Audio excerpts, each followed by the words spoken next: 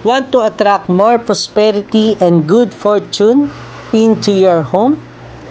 Follow these feng shui tips for your living room in this video. First, open up to opportunity. Open all your windows every morning. Let the natural light and fresh air flow in. This boosts the yang energy in your space, bringing good fortune and a fresh start to your day.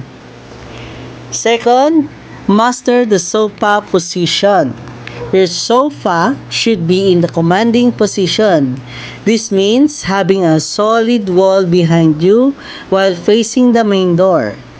This gives you a sense of security and power. Avoid placing your sofa with your back to the door or a window, as it can make you feel vulnerable to negative energy. Next, balance the 5 elements. Make sure all 5 elements are present for a harmonious and balanced space, such as water. A small water feature or mirrors can be visible to your living room. Wood, add plants to your living room. Fire, such as lamps and good lighting. Earth, decorate with ceramics or crystals. And metal, use metal figurines or decor to decorate your living room. Next, go green with plants. Plants balance the yin and yang energy, making your space feel lighter and more relaxing. They also attract support and good luck. Just be sure to pick the right indoor plants that thrive and boost prosperity.